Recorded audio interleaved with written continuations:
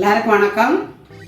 இன்னைக்கு நம்ம செட்டிநாடு சமையலில் என்ன பார்க்க போறோம்னா, ரொம்ப நாளாக எங்கள் தியா பாப்பா ஒரு ஐட்டம் கேட்டுக்கிட்டே இருக்கிறா. அதுதான் இன்னைக்கு செய்ய போகிறேன்.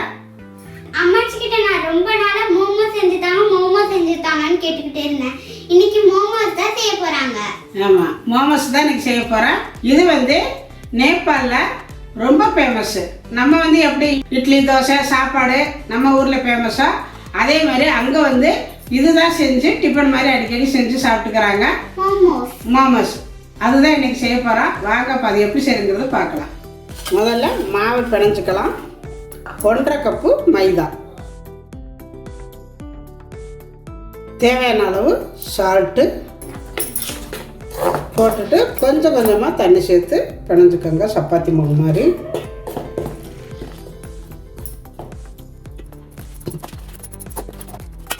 நல்லா பிணைஞ்சிக்கணும். இந்த மாவை நல்லா கெட்டியாகவே ஓரளவு பிணைஞ்சிக்கோங்க. பாருங்க, இந்த மாதிரி நல்லா பிணைஞ்சிக்கோங்க. நல்லா மாவு நைஸாக இருக்கணும். இப்போ அதை நம்ம மூடி வச்சிடலாம். ஒரு 10 நிமிஷமாவது ஊறணும். இதுக்கு ஒரு சட்னி பண்ணணும். அதுக்கு கொஞ்சமாக தண்ணி ஊற்றிக்கோங்க. ஒரு 4 தக்காளி எடுத்து வச்சுருக்கிறேன். இதை வேக போட்டுக்கலாம். வரமிளகா, சாதா மிளகா ஒரு 6 வரமிளகா எடுத்துருக்குறேன். இது வந்து காஷ்மீர் மிளகா, கொஞ்சம் நல்லா கலர் கிடைக்கும், அதுக்காண்டி காஷ்மீர் மிளகா எடுத்து வச்சுருக்கிறேன். இப்போ இதுவும் கொஞ்சம் போட்டுக்கலாம். கொஞ்சம் போல் உப்பு போட்டு இது ஒரு 10 நிமிஷம் வேகணும். அடுப்பத்தை வச்சு விட்டு வேக விட்டுக்கலாம். இப்போ அடுப்பில் வச்சுட்டேன், வேகட்டும். மூடி வச்சுருவோம். அது வேகட்டும். அதுக்கெல்லாம் நம்ம வெட்டுறதெல்லாம் வெட்டி எடுத்து வச்சுக்கலாம். எலும்பு இல்லாத சிக்கனை 200 கிராம் எடுத்து வச்சுருக்கிறேன். பூண்டு, பெரிய வெங்காயம், இஞ்சி, பச்சை மிளகாய், கொத்தமல்லி தழை, இது எல்லாத்தையுமே கட் பண்ணிக்கலாம்.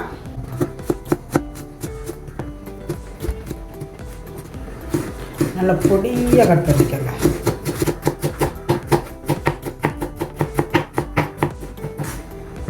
பச்சை மிளகாய் அதுவும் நல்லா பொடியாக கட் பண்ணிக்கோங்க.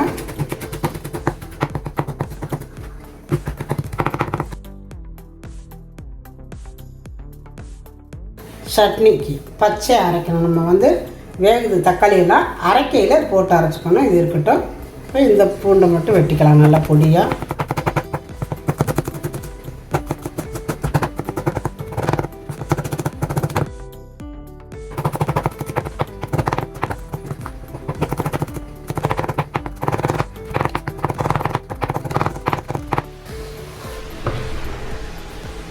வெங்காயத்தையும் அதே மாதிரி வெட்டிக்கலாம் நைஸாக.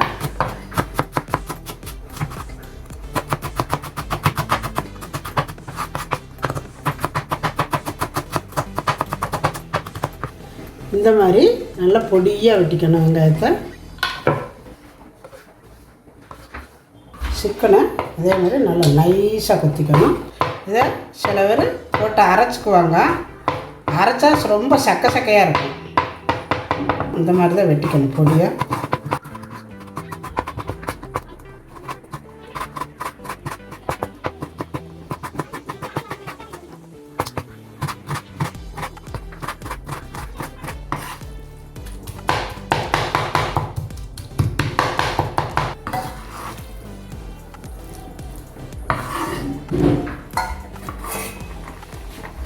நம்ம சட்னிக்கு தக்காளி நல்லா வெந்துருச்சு.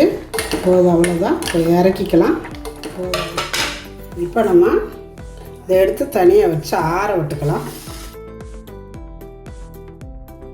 ஆற விட்டு அரைச்சிக்குவோம்.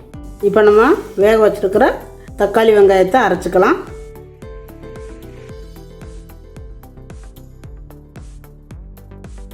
கொஞ்சம் போல் பூண்டு வேக வைக்கக்கூடாது. இப்போ இதிலே பச்சையாகவே போட்டு அரைச்சிக்கலாம். இதை நைஸாக அரைச்சிக்கலாம்.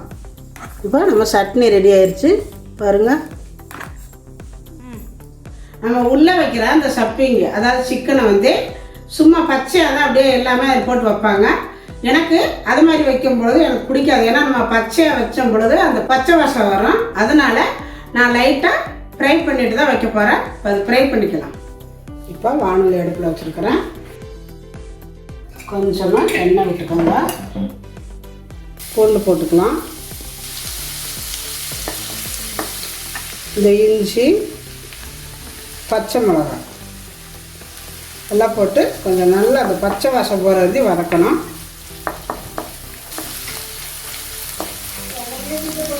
வெங்காயத்தை போட்டுக்கலாம்.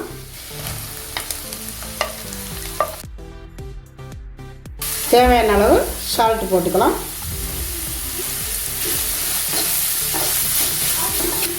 கொஞ்சமாக கரம் மசாலா வீட்டில் அரைச்சது. இப்போ நம்ம வெட்டி வச்சுருக்கிற இந்த சிக்கனையே அதில் சேர்த்துக்கலாம். போட்டுட்டு லைட்டாக வதக்கி விட்டுக்கோங்க. ஏன்னா பச்சையாக வச்சு சாப்பிடும் பொழுது அந்த பச்சை வாசம் வரும், கறி வாடை. அதனால் எனக்கு பிடிக்காதுன்ட்டு நான் லைட்டாக வதக்கிக்கிறேன். உங்களுக்கு வேணும்னா வதக்கிக்கலாம், இல்லைன்னா அப்படியே அந்த சிக்கனில் நம்ம வெட்டி வச்சுருக்கிற அந்த வெங்காயம் இஞ்சி பூண்டு பேஸ்ட்டு போட்டுக்கிட்டாலும் சரி, இல்லை இது மாதிரி வெட்டி போட்டாலும் சரி போட்டுக்கலாம். போட்டுட்டு அப்படியே பிணைஞ்சு உள்ளே வச்சுக்க வேண்டியதுதான். அவ்வளோதான், போதும். இறக்கிக்கலாம். நம்ம வதக்கி வச்ச இந்த சிக்கனில் வெட்டி வச்சுருக்கிற இந்த கொத்தமல்லி தலையை தூவிக்குங்க. தூவிட்டு அவ்வளோதான். நம்ம மாவை திரட்டிக்கலாம். கொஞ்சம் போல் மாவு போட்டுக்கோங்க. இதே சின்ன சின்ன உருண்டையாக கூட பிடிச்சி நம்ம சின்ன சின்னதாக தேய்ச்சிக்கலாம். அது கொஞ்சம் வேலை அதிகமாக இருக்கும். இது இப்படி வச்சு மொத்தமாக தேய்ச்சிட்டோம்னா நம்மளுக்கு தேவையான சைஸ் வச்சு வெட்டிக்கலாம். அதனால் நான் இந்த மாதிரி தேய்க்கிறேன்.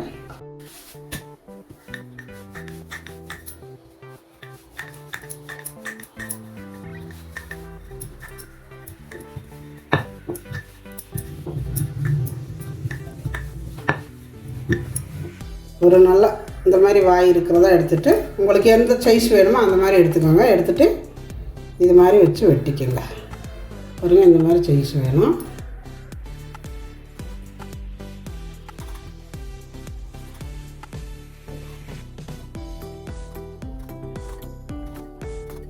இந்த மாதிரி வெட்டிட்டு இதில் இருந்து எடுத்துக்கலாம்.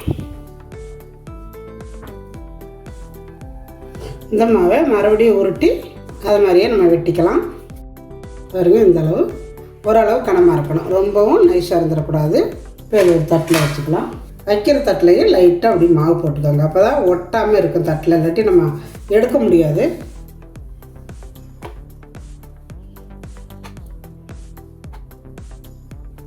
இதுக்கு மேலே லைட்டாக வேணால் போட்டுக்கோங்க. அப்படியே இருக்கட்டும். நம்ம வச்சுருக்கிற சப்பிங் அள்ளி இதில் வச்சுட்டு பாருங்கள், இதை எடுத்து இப்படி லைட்டாக இந்த மாதிரி ஒரு மடக்கிக்கிட்டே வாங்க. மடக்கி ஒரு அமுத்தி விட்டுருங்க. இதே மாதிரி எடுத்து இந்த அப்படி விட்டுட்டு ஒரு மடக்கு.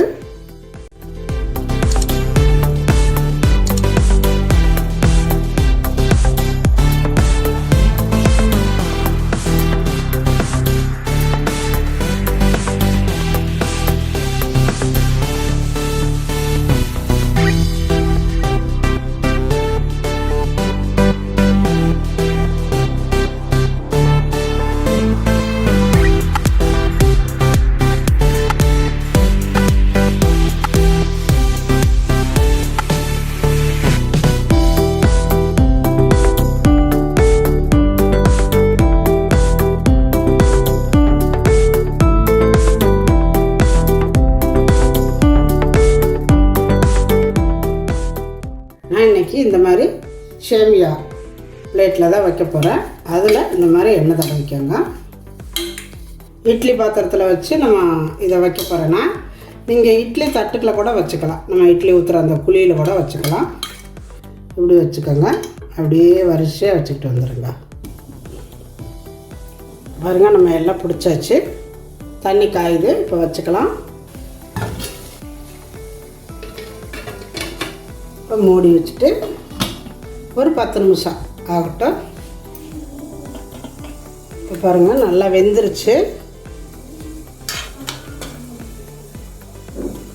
இந்த மாதிரி ஒன்றா எடுத்துக்கலாம்.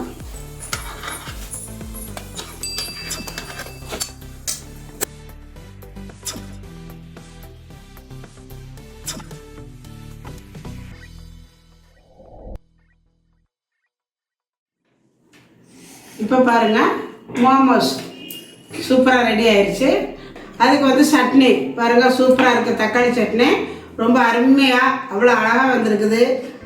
இந்த மாதிரி தொட்டு சாப்பிட்டிங்கன்னா ரொம்ப அருமையாக இருக்கும்.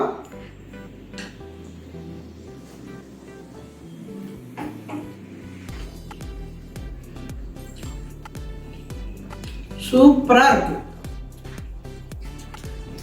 இந்த சிக்கன் வந்து பச்சை வடை இல்லாமல் சட்னிக்கு அதுக்கும் அவ்வளோ அருமையாக இருக்கும். இதே மாதிரி நீங்களும் செஞ்சு பாருங்கள். செஞ்சு பார்த்துட்டு எப்படி இருந்துச்சுன்னு எனக்கு கமெண்ட்டில் சொல்லுங்கள். இந்த வீடியோ பிடிச்சிருந்தா லைக் பண்ணுங்கள், ஷேர் பண்ணுங்கள். செட்டிநாடு சமையலுக்கு சப்ஸ்கிரைப் பண்ணுங்கள். நன்றி.